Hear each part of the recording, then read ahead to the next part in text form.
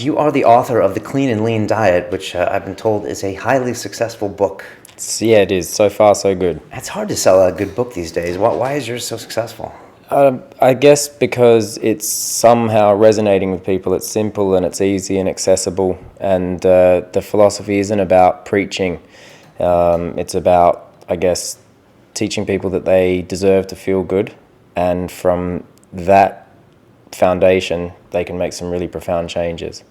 Wow, I was watching an interview with you and you said something like you have to feel good before you can look good. Yeah. That's something I never hear nutritionists talk about. Yeah, well, I mean, a lot of the industry is based on shame and guilt. So they want you to feel bad, basically, and then buy some stuff. And I don't like what's being said, so I want to change the conversation and have people acting from, a firm belief that they deserve to feel good and that they're worthwhile and they're worth something, because it's amazing how many people don't feel that they're worth that, or that they do believe that they don't deserve to feel good, and that sucks.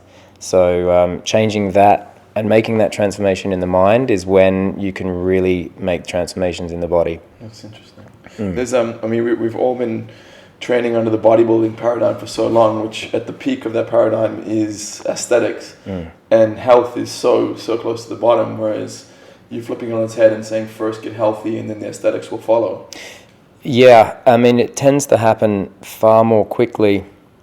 When you focus on health, you start to look better as a byproduct.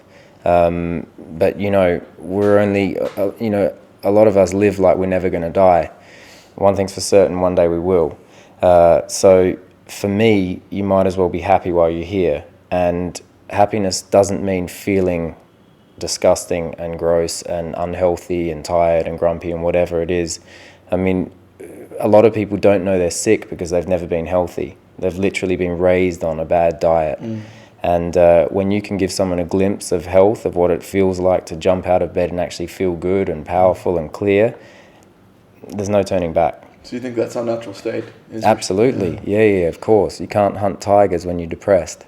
So you gotta, that's our natural state, is health and happiness. And, the other thing is that drives this philosophy is it's never about your body fat percentage, because I figure that, when you look back on your life, you don't want on your gravestone body fat percentage never went above 11%. You'd probably... I do. That's going to be on your gravestone for sure, bros. But you would prefer to look back and say, man, I had some fun and I loved my family and I did some good stuff for my friends and I'm proud of how I lived my life. And, as a sort of almost as a kind of a byproduct of living a life like that, of being kind to yourself and kind to the planet, your body's going to look amazing.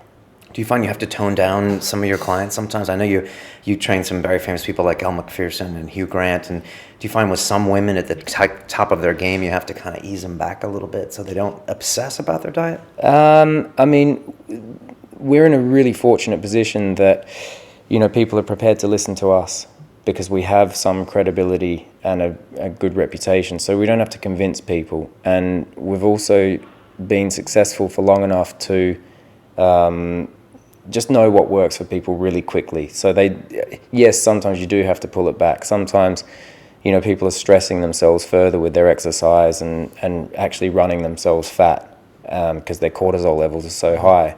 So you can wind that down, introduce yoga, meditation, whatever it might be, and they'll see, a very real difference in their body very quickly, but also feel much better. That's interesting. There's apparently in Ayurvedic medicine, if you sweat to the point where perspiration runs off the bridge of your nose, you are burning your life energy. And that makes me think, whenever you see people doing, like, the latest craze is CrossFit, I mean, they look haggard at the end of a CrossFit workout. They don't look healthy. They don't look revived. They look like they're about to collapse. So I really like the fact that you look at the more holistic elements like yoga and nutrition. That's very cool, James. Yeah, thank you. There's got to be a balance and there's got to be a payoff sometime. Like, I spent, a lot of years training myself into the ground, constantly sore, constantly aching. And you figure, hang on, when's this actually going to feel good? Because I was always tired and just didn't work. And it's not whether it's right or wrong. It just definitely didn't work for me, and it doesn't work for a lot of people. I think you've got to find a balance. And again, go to where you're happy.